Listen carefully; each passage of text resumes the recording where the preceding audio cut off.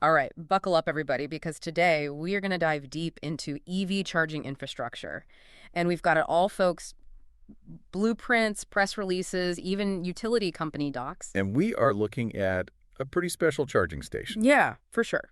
Green Rain Solar, which is part of the Now Corporation, they're building something really cool in Carson, California. Yeah, this Yeah. is not your typical, just plug in and wait kind of deal. No. We are talking about 200 kilowatt DC fast chargers. So think like a quick coffee break, not like settling in for a long read while your car is charging. Right. You know how public chargers, sometimes they're like, oh my gosh, this is going to take all day. Totally. Well, these DC fast chargers, what they do is they actually bypass your car's system. They deliver power straight to the battery. Oh, wow. So it's really fast. Like, imagine filling up your gas tank and the time it takes to just like run into a store for a snack. Yeah. That's the kind of speed we're talking about. I am already impressed, and we haven't even gotten into the details yet. I know, right? Okay, so this charging hub, it's going in at 23,315 Main Street. Let's pull up that site plan and see what we are working with. Okay, so picture this. You've got Pizza Hut on one side. Ooh, pizza. Yeah, and then Anchor Liquor Mart on the other. Sounds like my kind of pit stop. Right, and then Main Street and 234th Street are running by. So it's a pretty busy location. Yeah, definitely not tucked away in some, quiet corner. No, not at all. But I guess that makes sense, though, right? You want these chargers to be convenient. Absolutely. You want high visibility. You want people to be able to access them easily. Yeah, exactly. But I can see why they're putting bollards around the chargers. Oh, yeah, those protective posts. Yeah, you see them in those busy parking lots and stuff. For sure. Safety first. Yeah, safety first, especially with all the foot traffic around there. Absolutely. And speaking of things that need protection, Ooh. we've got to talk about the electrical system because these superchargers need a lot of power. Right, the plans mention 3 200 kilowatt DC fast chargers, and then also this note that says 3 EV chargers. New utility. Those chargers must be drawing some serious power. Yeah, they need a ton of juice. Yeah. And the plans call for a new 480-volt, 800-amp electrical service that's coming straight from the utility company. Whoa, okay, break that down for me. What does that even mean? So think of it like this. You're upgrading from a garden hose to a fire hydrant. Okay. That's the amount of electricity we're talking about. Wow, so it's not like just plugging a few chargers into a regular outlet. No, no, no. This is a whole other level. Okay, so what are the implications of needing that much power? Well, you need a much more robust infrastructure to handle it all. So we're talking thicker cables, stronger conduits, the whole 9 yards. Gotcha. The electrical system has to be built to handle that kind of flow without, causing any problems or overheating. Right. It's really cool to see how we have to adapt our electrical grids to support this whole transition to electric vehicles. Yeah, it's not just about the chargers themselves. It's about a whole behind-the-scenes network to make it work. Exactly. And it all makes me wonder who is paying for this massive electrical upgrade. Well, that's where things get really interesting. So Southern California Edison, they have a program called Rule 29, and it actually incentivizes this type of development. Okay, Rule 29, this sounds like a total game changer, but break it down for me. What is it all about?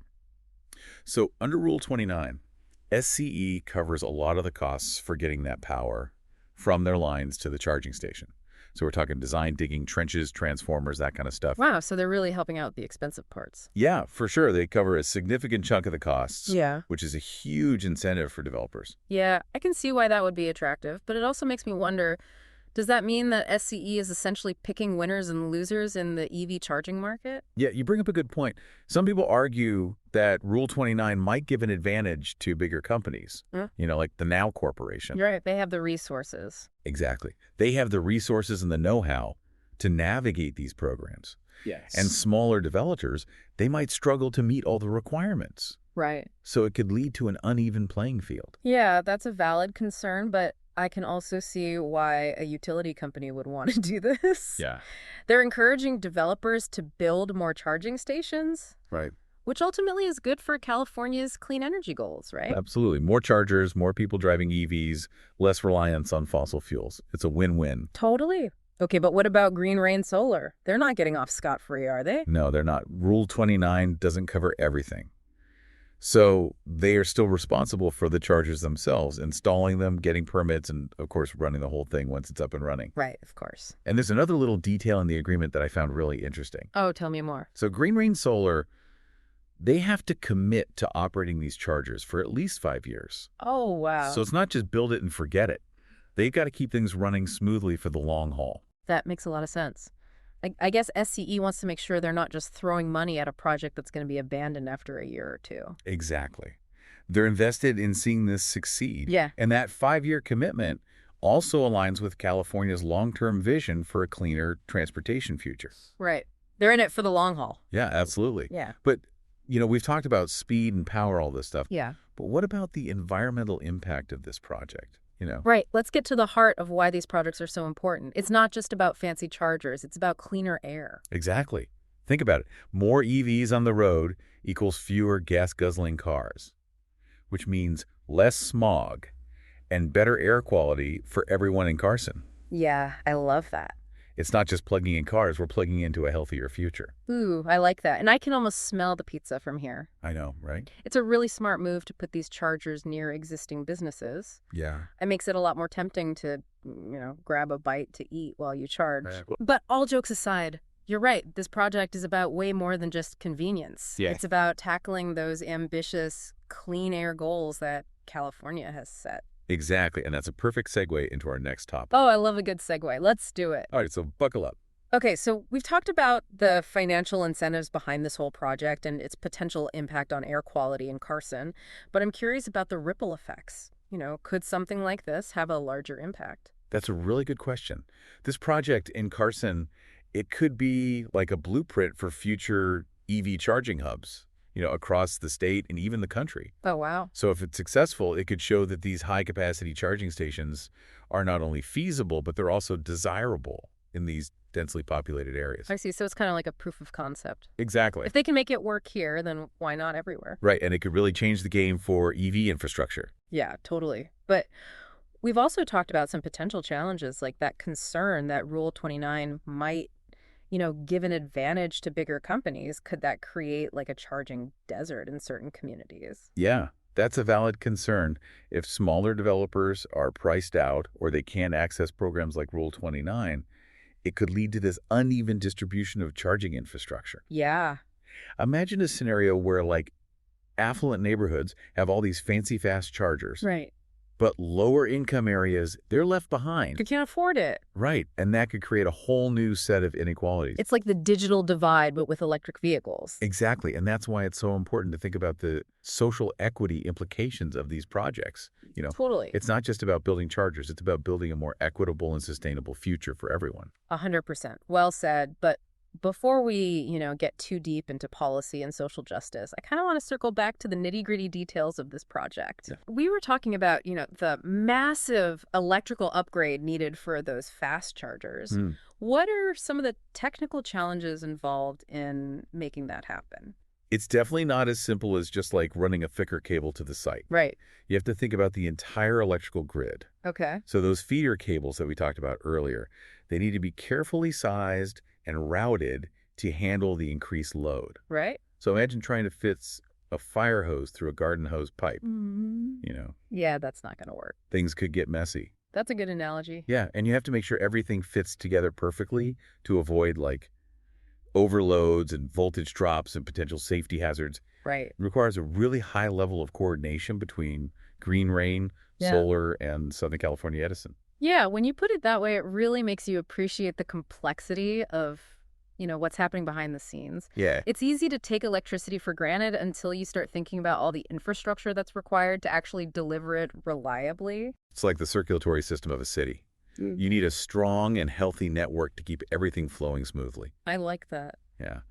And as we shift to electric vehicles, that network, it needs to evolve and adapt to handle that increased demand. For sure. And that adaptation might require some pretty creative solutions. Yeah. I mean, we've focused on Rule 29, but are there any other, innovative ways to fund and build this EV infrastructure?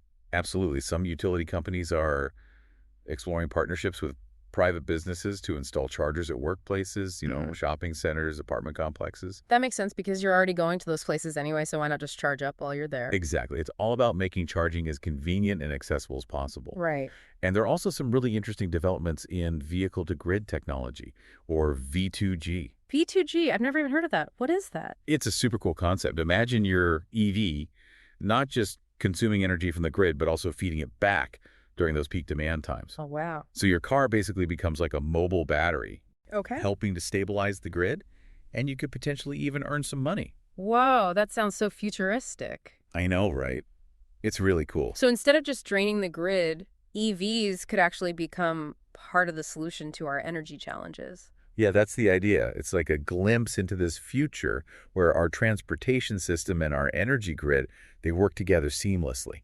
That's awesome. Okay, you're really getting me excited about all the possibilities here. I know, it's really cool stuff. It's like those sci-fi movies where cars fly and robots do all the work, except this is actually happening in real life. Exactly. Ah. It's becoming a reality. That's so cool. But let's bring things back down to earth for a minute. Okay. We've talked about all these big picture benefits of this project: cleaner air, less reliance on fossil fuels, even a more equitable charging network. Right. But what about the individual? How does this project directly benefit the people who live in Carson?